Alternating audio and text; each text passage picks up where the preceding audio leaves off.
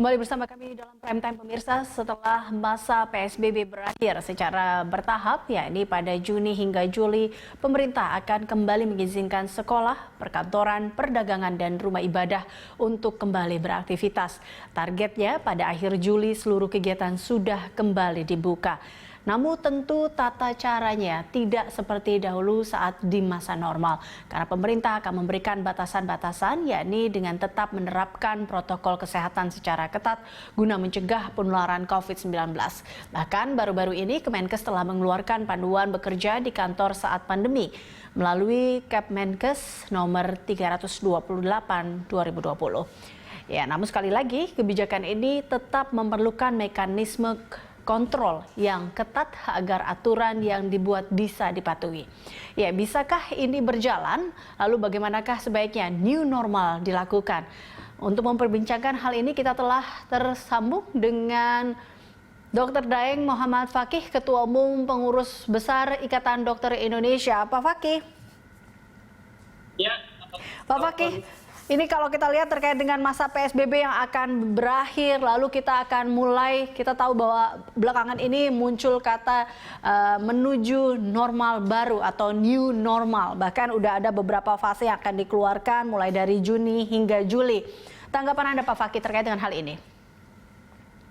Ya, ini karena memang COVID-19 ini penularannya masih terus berlanjut dan sampai akhirnya kita tahu kemungkinan mungkin panjang, ya.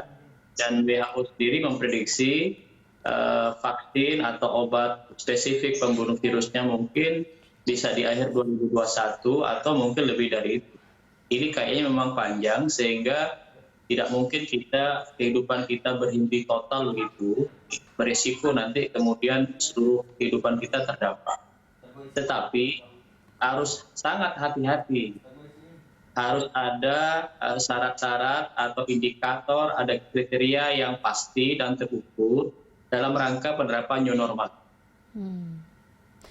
Pak Fakih, tapi kalau tadi Anda katakan terkait dengan penularan yang masih berlanjut, jika kita juga melihat beberapa data-data terkait dengan yang dikeluarkan oleh gugus tugas percepatan penanganan COVID-19, yang dimana angka kematiannya juga masih tinggi, atau kasus positifnya juga cukup tinggi, seperti itu bisa dikatakan.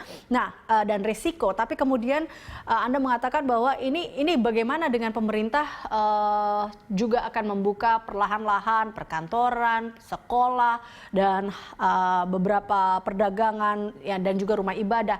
Menurut Anda berapa besarkah resikonya ini? Ya, begini, yang penting bagi kita, ini kan keputusan yang sulit ya, dan kita harus tempuh karena tidak mungkin kemudian segitu lama kemudian kehidupan kita berhenti.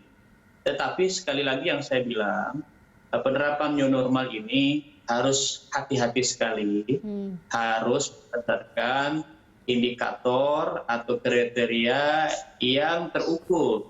Misalnya ya, tidak mungkin rasanya new normal itu diterapkan pada saat tinggi-tingginya kasus atau pada saat puncak. Yang bagus, new normal itu dilakukan, dan ini mungkin WHO dan seluruh negara memberlakukan new normal dengan beberapa syarat yang ketat, yaitu misalnya ya kondisi infeksi sudah mengalami stabil, artinya angka kasus sudah turun, atau mungkin dalam bahasa epidemiologis itu kurva epidemiologis sudah melandai. Kalau itu sudah terpenuhi, dijalankan dengan baik new normal dengan pengetatan protokol kesehatan, itu kekhawatiran-kekhawatiran kita terjadinya penularan yang lebih besar mungkin tereliminir. Tetapi kalau indikator, kriteria itu tidak kita pakai secara tepat, kita memang mengkhawatirkan ini akan mendorong peningkatan penularan. Oke, baik. Pak Fakih, tadi kalau melihat datanya kan salah satu syarat bila memang ini new normal dilakukan adalah tadi Anda katakan kalau berdasarkan kurva memang harusnya sudah turun, sudah landai. Nah, tapi kan yang kita lihat sekarang sebenarnya grafiknya adalah kasus di Indonesia sendiri masih dalam puncak-puncaknya atau tinggi-tingginya. Nah, apakah memang langkah ini atau kita terlalu cepat untuk mengambil langkah new normal? Kita akan membahasnya ini Pak Fakih usai jeda. Pemirsa tetaplah bersama kami dalam Prime Time.